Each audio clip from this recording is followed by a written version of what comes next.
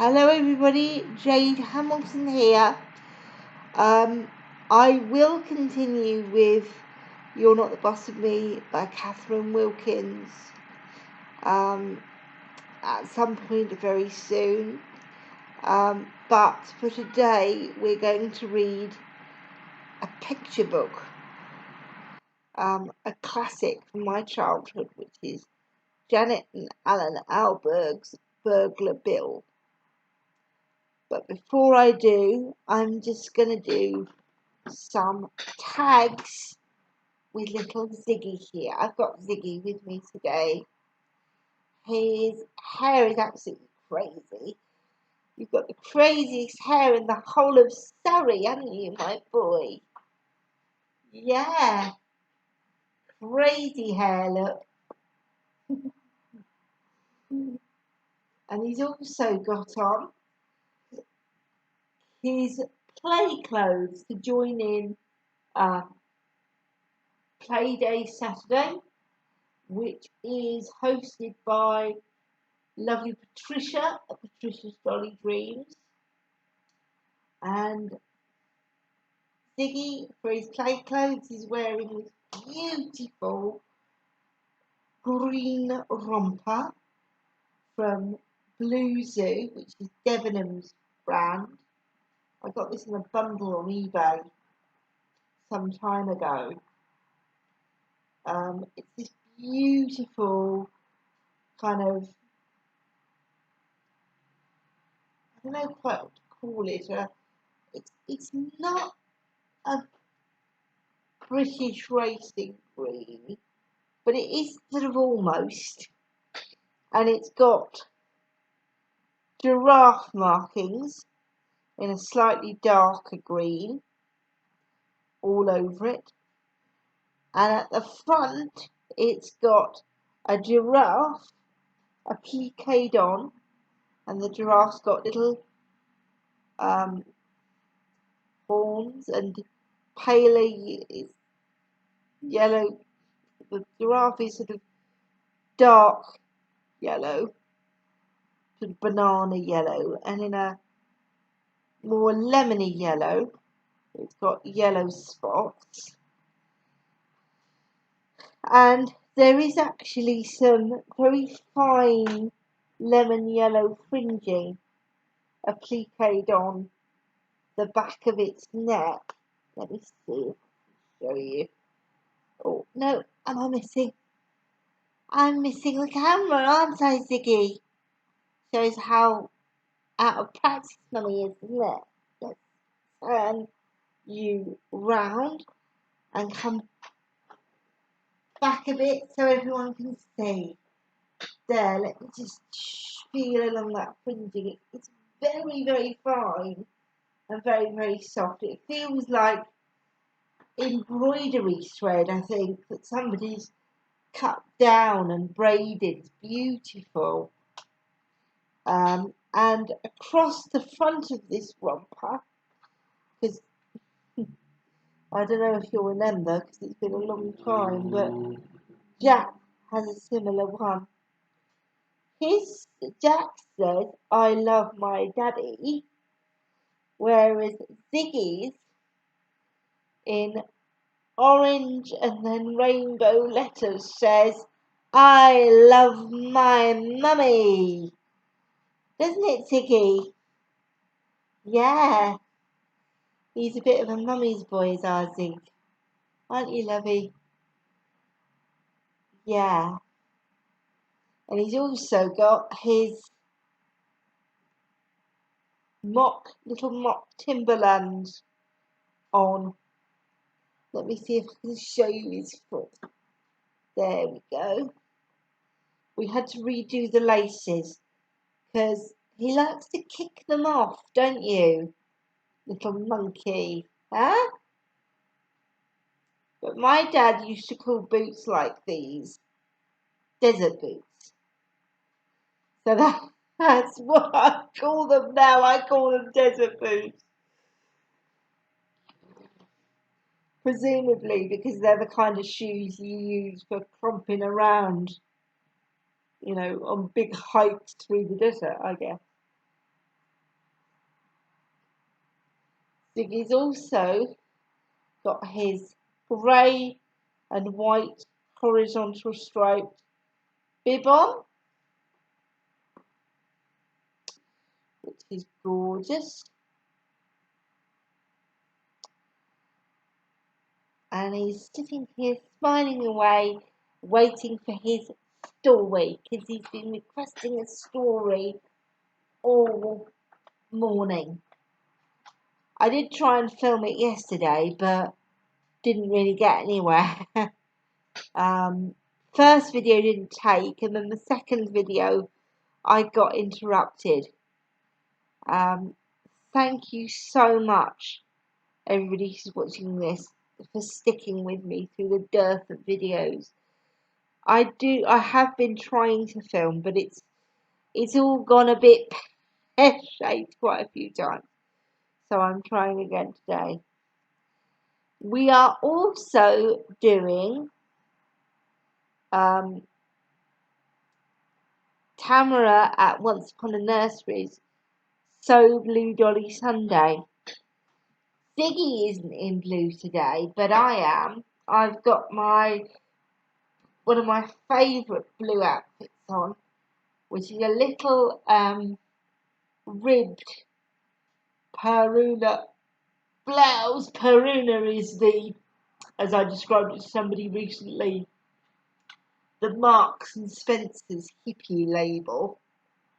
And over the top, I've got this lovely little gingham pinafore, which I got from Vinted and is from one of my favourite clothing brands, which is a sort of retro chic, boho chic clothing brand called Joni Clothing. This, I think it cost me £12, £15, and it still had the tags on when I bought it, if you can imagine. I've also got long blue and grey socks and my sparkly black and gold slippers on. So Mummy is very much dressed up to the nines today. If you haven't subscribed to either Patricia or Tamara yet, do. They're lovely ladies with lovely babies. They're full of fun and their videos will absolutely make your day. So go and do that if you haven't already. And now I've finished waffling, it's story time, isn't it, Ziggy? Yeah. You've been looking forward to that all day, haven't you, my love? Yeah.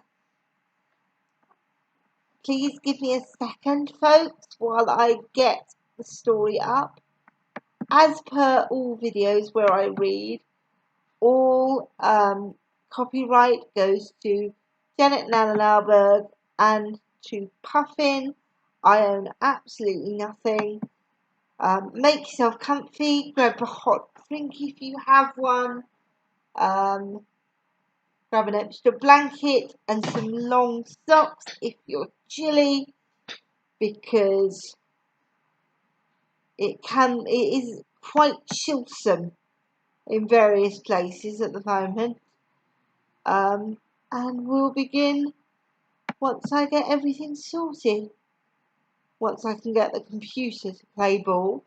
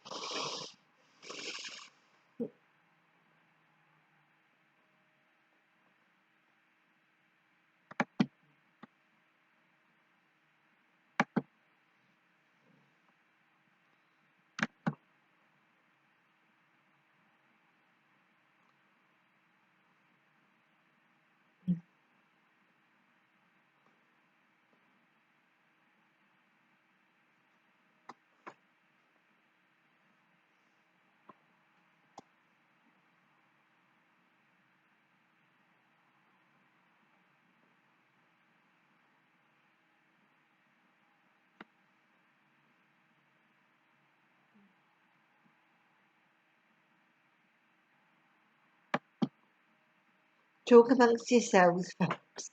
I'm so sorry this is taking so long, but as you know, I am really not very good with technology.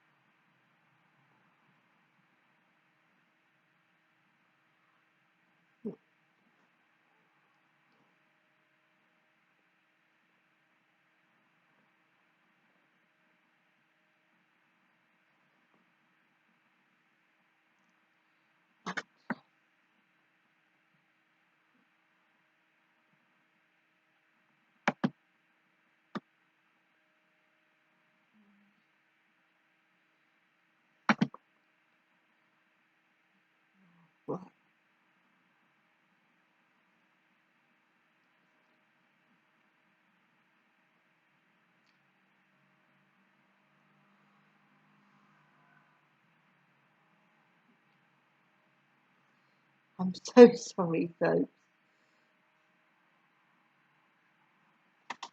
Ziggy's bouncing on my knee like, hurry up, Mama. I want my story.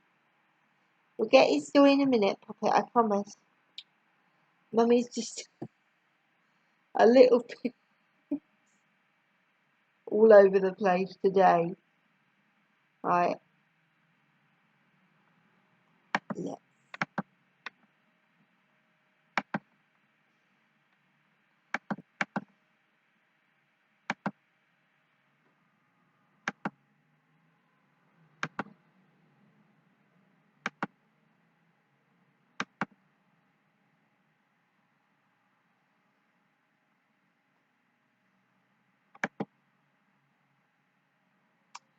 Right. Burglar Bill lives by himself in a tall house full of stolen property. Every night he has stolen fish and chips and a cup of stolen tea for supper. Then he swings a big stolen sack over his shoulder and goes off to work, stealing things. Every morning, Burglar Bill comes home from work and has stolen toast and marmalade and a cup of stolen coffee for breakfast. Oh, yum! I love toast and marmalade. That's one of Mummy's favourites. Making me hungry now. Then he goes upstairs and sleeps all day in a comfortable stolen bed. Now I'm going to describe the illustrations to you because I'm using a Kindle copy today. So obviously you guys watching at home can't necessarily see very well. On the left hand page we've got a nighttime scene with Burglar Bill. I was about to say Build-A-Bear then. Silly mummy Ziggy, hey! Burglar Bill is sitting at his kitchen table.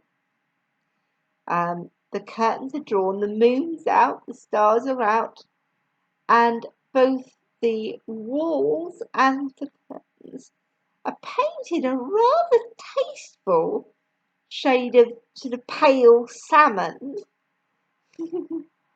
And Burglar Bill is sitting at the table in his black and white burglar's jumper and black trousers and big black boots, and he's got a very smart, what looks like a red neckerchief round his neck, and he's sitting there. He's got I think it's a tortoiseshell or a tabby cat sitting in the chair opposite him, and there's a very pretty pale salmon with fuchsia edging tablecloth on the kitchen table, and you can see Burglar Bill with his fish and chips in front of him and his mug of tea, and I can't decide whether the bottle is either ketchup or vinegar. I can't see very well. I'm guessing because it's got what looks like a cork in it that it's vinegar, but don't quote me on it. But I do have to say, you do have to have vinegar on your chips when you have fish and chips. I really do. I cannot imagine having fish and chips with no vinegar on. And on the right hand page, where we have a morning scene, Burglar Bill is upstairs in his bedroom, and he's got some beautiful pale blue, I think they are, curtains that are slightly open and blowing in the breeze. And on the top of his bed, he's got a very thick, very comfortable looking quilt that has stripes and flowers and beautiful patterns all over it. He's got what looks like 2 pillows under his head. He's got a cat lying at his feet, and he's got a zzz bubble coming out of him to indicate that he's snoring. Underneath the bed is another little, oh no it's not, it's a teddy, a little white teddy with a red bow tie, and next to him is what people in the UK of a certain generation would call a Poe, otherwise known as a chamber pot, which was a thing that people used in the days when terraced houses, because a lot of working class people in Britain used to live in terraced houses, which were houses that sort of stacked in long lines against each other, like sort of Lego bricks. A lot of these terraced houses, they didn't have indoor bathrooms. So if you wanted to go to the loo in the night, you had to use an outside lavatory, which was usually down the end of the street of terraced houses in the yard, and was usually blooming cold in the night time.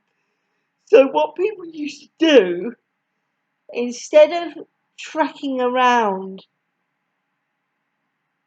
at night to go and use the loo, they would have a little china chamber pot under the bed, so that if they were caught short in the night, they could use that instead of going out in the cold. So the Bill's there with his lovely warm quilt and his chamber pot under the bed, just in case. One night, Burglar Bill is working in a little street behind the police station. When he comes to the first house, he climbs in through the bathroom window and shines his torch around. "That's a nice toothbrush," says Burglar Bill. "I'll have that." And he puts it in his sack. When he comes to the second house, he climbs in through the kitchen window and shines his torch around. "That's a nice tin of beans," says Burglar Bill. "I'll have that." And he puts it in his sack.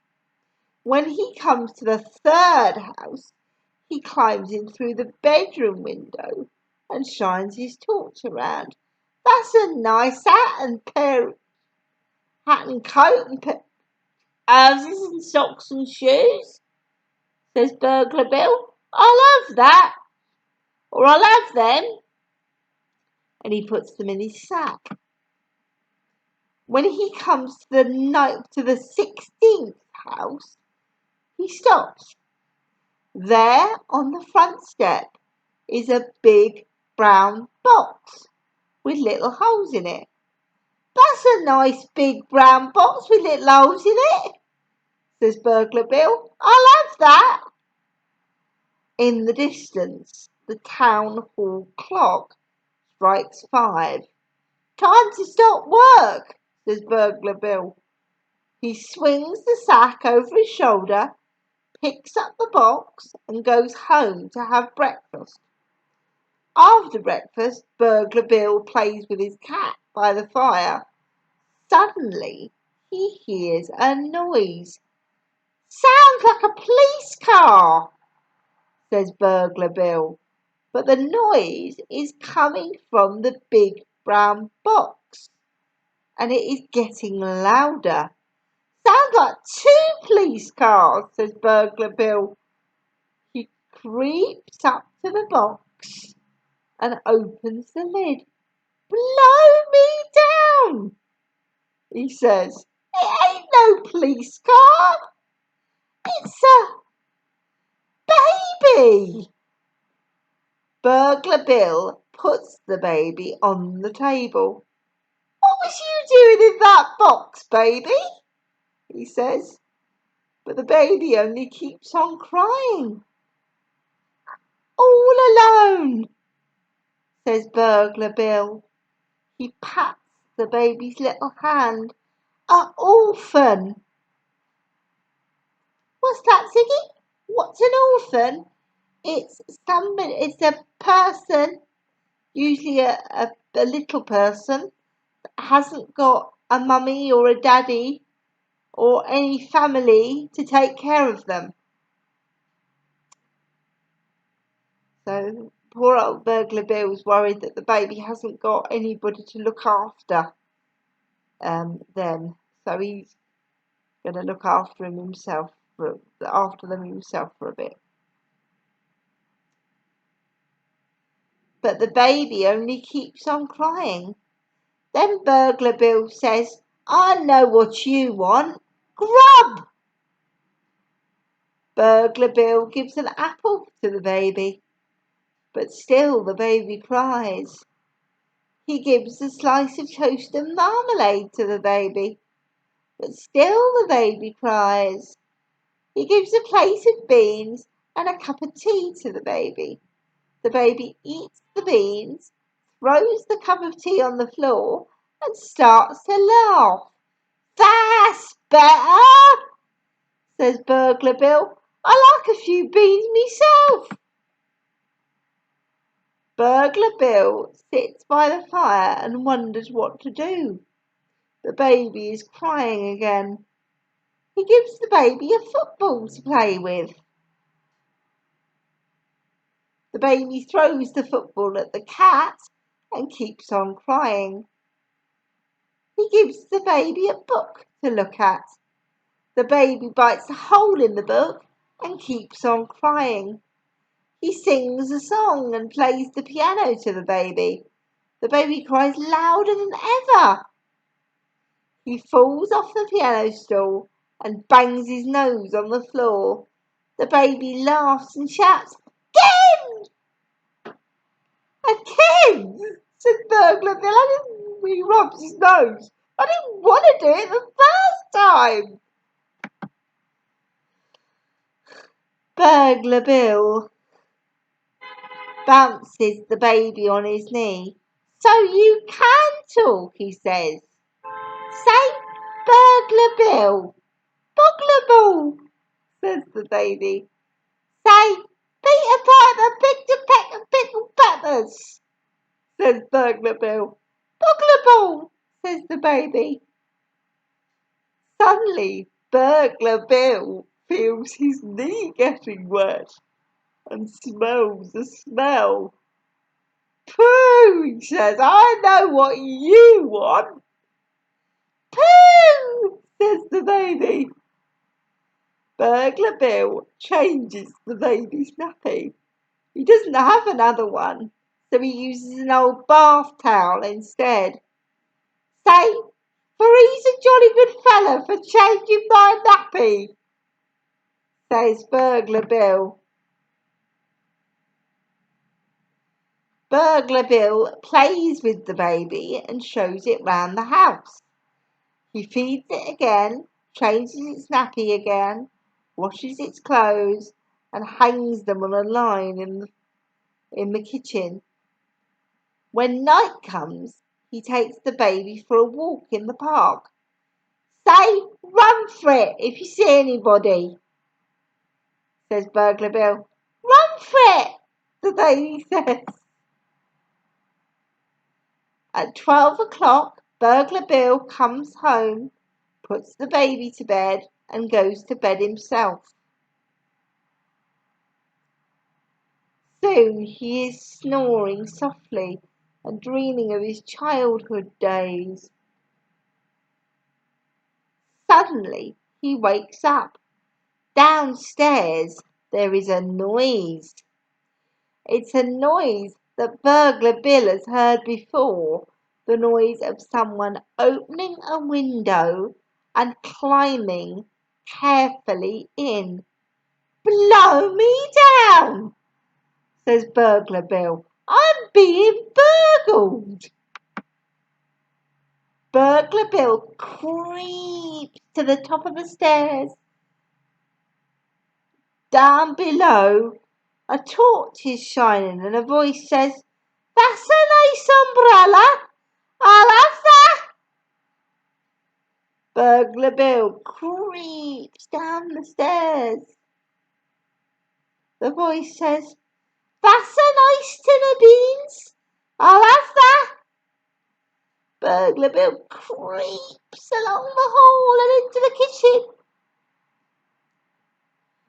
The voice says, "That's a nice decent walnut cake with buttercream filling and icing on the top. I'll have that." Burglar Bill puts on the light. There, with a black mask over her eyes and her hand in the bread bin, stands a lady. "Who are you?" says Burglar Bill. "I'm Burglar Betty," says the lady. "Who are you?" Burglar Bill puts on his own mask. Oh, says Burglar Betty. It's Burglar Bill. I've seen your picture in the Police Gazette. And she says, look here, I'm ever so sorry. Breaking in like this. If I'd have known. Don't mention it, says Burglar Bill. He holds out his hand. Pleased to meet you.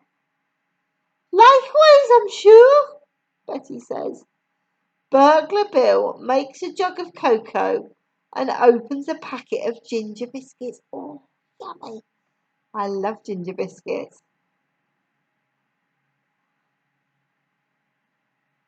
You married Bill? Says Burglar Betty.